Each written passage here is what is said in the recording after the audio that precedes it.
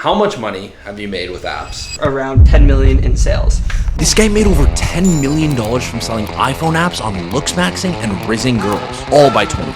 So we flew all the way out to San Diego to link up with this guy, Blake Anderson. He used ChatGPT to make a ton of money, but it wasn't always easy for Blake. At one point, he was straight degen, smoking, partying, and barely having $200 left in his bank account. Not knowing if it would sink or swim, he created Riz GPT. And with a do or die mindset, he made it happen. And now we're here to see just how Blake did it. Because let's be honest, I tried mewing too, but I never made 8 figures off it. All right, guys, what's good? We're here in San Diego, California. We're linked up with my man, Blake. We are going to film a day in the life with him. He's got some of the coolest businesses I think I've seen in a minute, so let's dive in. It's a compound, bro. What are you guys doing here? Did you just get this house, or? Yeah, so we're renting it. I don't own it, but we just got it about 2 months ago, and we're calling it the Apex House. This is where we are going to be building my next company. That's our whiteboard. We do our daily check-ins here. So you got a team here. You got like 4 or 5 guys on the team here. Yeah, we've got myself, Jesse, Kling. Tommy's been working with us too. It's good, dude. Here we've got Apex Kling. Good to meet you, bro. Hell yeah. Nice to meet you. You know what? Let's take a look at the garage. This is kind of funny. This is what the garage looks like. It's a boy's garage right here. It goes about like 15 feet back there, just full of boxes. We're gonna be getting rid of them. Bedroom right here. Tommy's been working in here. So how many guys do you have here again? 3 living here full time. There's another guy. Here's the 3rd. Yeah. Jesse in bed. How's it going? Good to meet you. Nice to meet you, brother. Thanks for coming. Jesse's getting some work done in the little studio here. This is wild. So this is where we take a lot of our calls while other people are working. We've got a good amount of space. Boys ever throwing the footy out here, or like? Yeah, 100%. Yeah. Like multiple times a day. Yeah. I really like nice views, be able to look out hundreds of yards, miles into the distance. That to me helps me think a lot more clearly. You don't even have to leave the house just to get some fresh air and clear your mind. Like, that's unreal. Vast landscape or amount of land behind your house. Yeah. We've got valley out there where we go on runs. Hikes and stuff too. Big nature guys, do you need that space? Big time. Similar. Ocean, hiking, like whenever I'm living or spending a lot of time in a city, I really prioritize my ability to think clearly. I think somewhere like this is very conducive. Where did you to that. grow up again? I grew up outside of Philadelphia in the suburbs, Okay. but it was a very hilly, foresty area. Like you couldn't drive down a street without being enveloped in like a canopy, almost a tunnel formed by the trees. Right. And I spent a lot of time going on walks in the nearby nature parks. But we've got a nice view of the kitchen here. Is that a hot tub over there? It is. Oh damn, you guys got a tub too? Yeah. Late night. Fire pit, hot tub, little workout area. It's nice to be able to just like hop up here throughout the day, hit a few pull-ups. This guy just pulls up in the middle of the video. He's like, yeah, just a couple pull-ups. Oh man, he's ripping like 30 just so. You gotta get the pump in for the video, huh? Fuck. There we go. There we go. Come on, boy. There we go. All right. We still gotta save it for the gym. Holy fuck, almost ate it there, bro. Gym. Resistance bands, assault bike. I fucking love the assault bike. Box jump. Jumps. Who's got the highest vert? Highest vert gotta be me, you know. Oh, okay. You know, I'm like 5'8", 5'9", but I will be dunking by the end of 2025. Brings us right into the workstation. Kling's desk, Jesse's desk, my desk, and then if someone's being really bad, they get put in timeout. If I'm coding, I'm always doing it here. Give the people a little more understanding of what you mean by coding, because like that in itself is a whole different game. Yep, let's do it. An app that I'm currently working on. This is the Apex Improve application. So coding, I think, is very similar to surfing, video editing, where your returns are non-linear. So if you code once a week for 50 weeks, you'll have 50 sessions. Or if you code once a day for 50 days, you'll have 50 sessions. But you'll see significantly more improvement over the course of those 50 days than you will see over 50 weeks.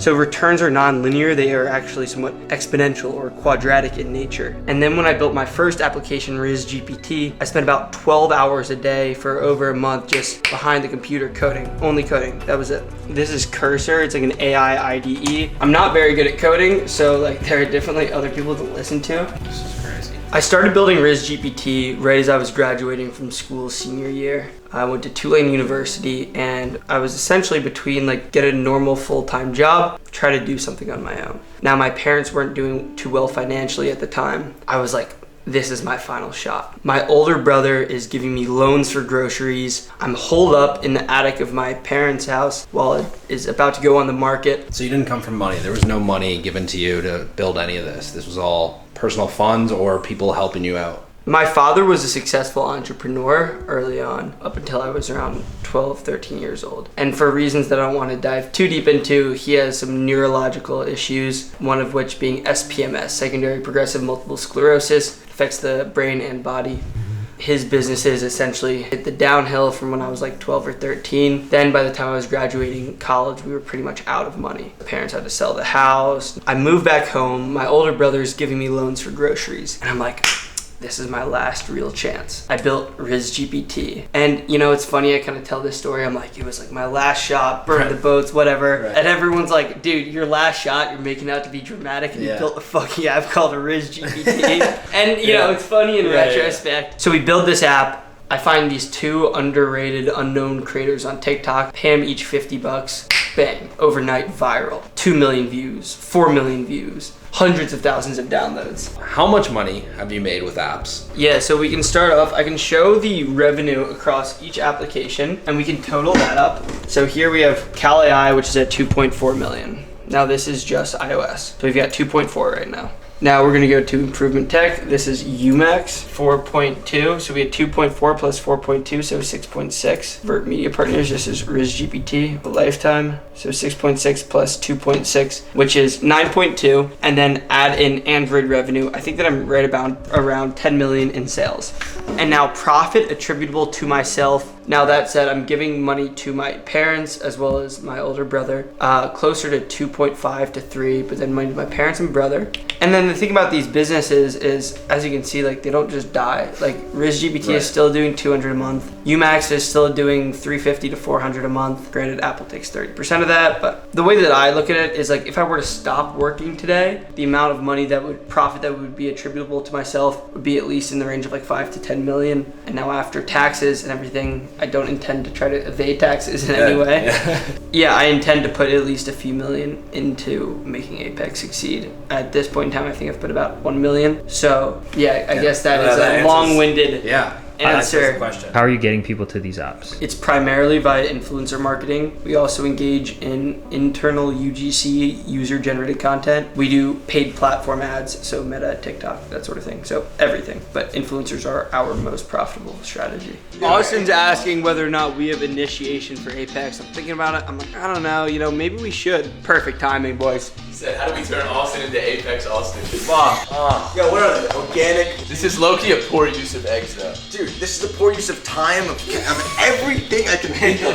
All right, we'll see if Jesse and I can do our sixes faster than you guys can do 3. I think I can do 3. All right, we going like 2v2 here. The thing about us doing this for content is we actually just used to do this shit for fun. Perfect. We is in just We played. and me. $100. 600? That's No, 500. Okay, 500. You want to do this? $500 for whoever finishes this first. Playing what are we betting? Throw it. 3, 2, 1.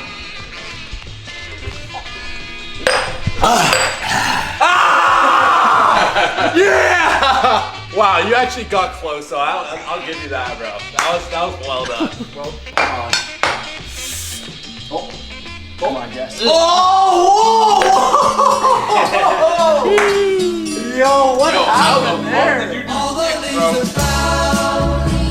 brown, and the sky is gray.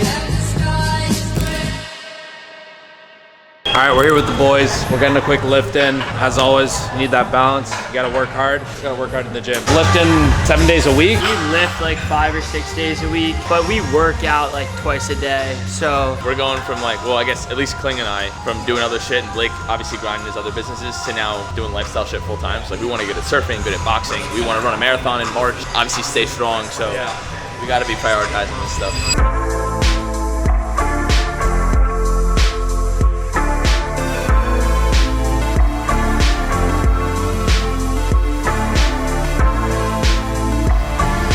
We just finished up the gym. The boys are all coming out. I say we do something in the water, rinse off a bit. What are we doing? Are we surfing? Figure we're already sweaty. Yeah. Never a better time to save yourself a shower. I actually get wet like 6 times a day on, you know, probably more than half the days a week I'm getting wet 6 times. Got Tommy here, professional fucking surfer, 16 years. Got me, like a little bit over 16 days. 16 seconds over here, so.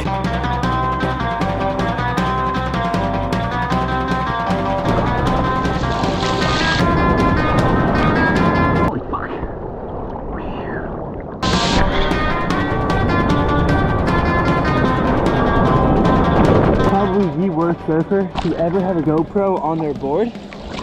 Now that said, I'm not afraid of filming myself now when I'm still, you know, really bad. Because in a year, when I'm hucking airs, it'll be really cool to look back on this.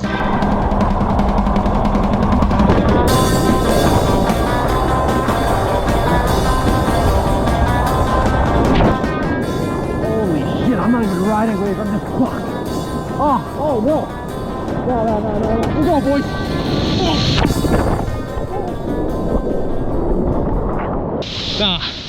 Nah, we're done. What happened? What didn't happen, bro? I couldn't breathe for 20 minutes. Hard as hell. I snowboard, skateboard, wakeboard, all this stuff, but I can't seem to even stand up for half a second out there. These guys are freaking making me look like a joke. When I was growing up, I've always been like very entrepreneurial in nature, running lemonade stands every weekend, hustling on the internet from as young as I can remember. But I wrote like an ebook titled How to Make Money. I think it was How to Make Money as a 7-year-old when I was like 8 or 9 years old. When you told your parents you wanted to be an entrepreneur, was that ever a worry for them? Not really. Like, they just wanted to make sure that I was okay. They were always supportive up until when I graduated from college and told them that I wasn't going to get a normal job.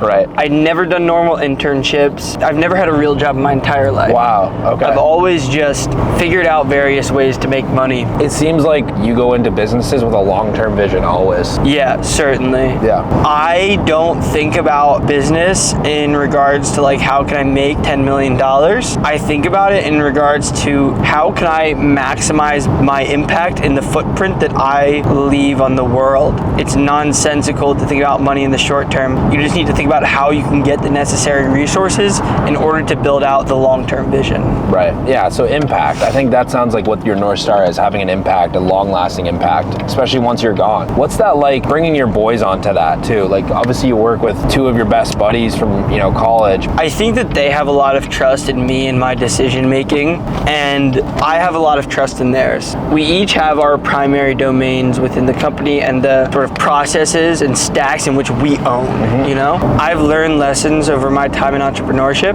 and I just want to be able to transfer them to my co-founders as quickly and efficiently as possible, and to recognize that none of us should have an ego, Right. and we should all just focus on the information and decisions at hand. Finally got back after an absolute failed shred. This guy's shred, I don't know what I'm doing. I did decent, but attachment came off of my board. So I was holding this thing on my mouth the whole time, and I fucking bit through it. And you can also see all of these bite marks. I had it in my mouth for about an hour. So that was fun. Instead of eating GoPros, we're gonna eat some steak here. So we got, how many steaks do we got here? 7. I think we got 7 steaks going right now. 7 steaks. Let's go. 3 cups of rice. 2 pounds of asparagus. Blake's gonna make a kale salad. Strawberries, cherries, and an angel's kiss in spring. My summer wine is really made. We got a little steak, rice, and salad for dinner. We shoved up some USDA choice ribeye. Didn't have the primes in house, so we went choice. Made some rice on the stove, and Blake, talk about your salad. It's kale. You massage the kale with olive oil. Diced up some apples, walnuts, avocado, lemons, and then some sauce. And then once again, I massaged up some more of that. For a second time. After all Did this. he mention you massaged the can? I always had very high expectations in regards to like everything that I did. Sports, academics. My mom was great. My dad's a little bit cuckoo, but he's smart and super fucking hardworking. And so I think that sort of combination ultimately good for me. Though I was super rebellious as a kid. I sold a lot of drugs, Really? alcohol. Dude, you're an entrepreneur at heart, eh? That was the start. Degenerate in high school, degenerate in college, but always had some of that like entrepreneurial spirit. I think in college, which is where we all got to know each other, he came across as a kid who like whatever he did it 100%. Even just like test taking, like whatever he was doing it harder than anybody and better than anybody. I'd be in the gym. You know, it's a college gym. Everyone's trying to act cool, do their part, and then you just hear this one man just manly grunting. And you look, and it's Blake with his over-the-ear headphones, just grinding on his workout, going 100%, not giving a shit what anyone's like looking at or thinking or anything like that. Fuck, you were that guy? Damn, that's tough. Where you are now, if there was a piece of advice you were gonna give to Blake in high school selling drugs, what would that be? Keep pushing. Push product. Keep pushing what? Keep pushing fucking life. Super rebellious, super like angry at the world. Where did that stem from, do you think? I don't know. I've always had like a serious issue with authority figures. I would rather live at the extreme with a fucking 50% chance that it all crashes and burns. I'm fucking dead broke, drug addict on the street, than to live a super monotonous life. That's real though, bro. How much are your expenses right now? Because realistically, this is being funded essentially by you. We mapped it out. We think that we're gonna probably lose about 60 to 70K a month minimum for the foreseeable future. And that income's from the apps currently still. They still cash flow like a couple hundred a month. Wow, that's awesome. So that allows you to fund this whole bigger vision now. Exactly. Very quickly, GPT was a business doing $200,000 a month, and I was still walking to and from the Starbucks. I think a lot of your story comes back to like trying to just build a fucking lore. Even the way you talk, sometimes I feel like just the way you think about things.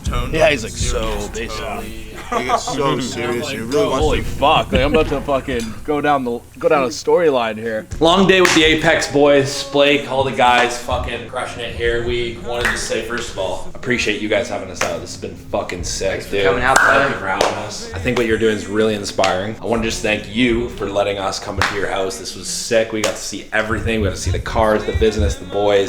So the day doesn't end here. We got you a little gift. Ooh, here we go. Actually, you can just open. You just go through them. Let's I'm do gonna it. let you Dude, do it. I saw this company. We got you a couple things here. So apparently, Oh, nice. this is apparently like, I don't know, we talked to the guys there. They said everyone's after this. There's like some old lady that still runs this company, and she's like one of the OGs for these. This is sick. Astro. We got some stuff. wax. This apparently is the best wax they have. Obviously, we saw you surf more than me, but you needed something to. We got you a watch.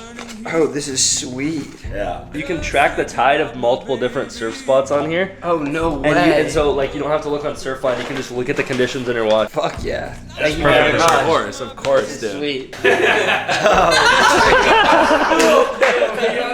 Check out his Whop. He's gonna be dropping some resources, dropping some game on how he runs all these businesses. So if you guys want it, it's in the description. Dive in. You guys know he's fucking building some cool shit.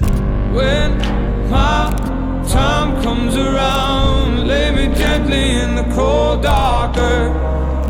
No grave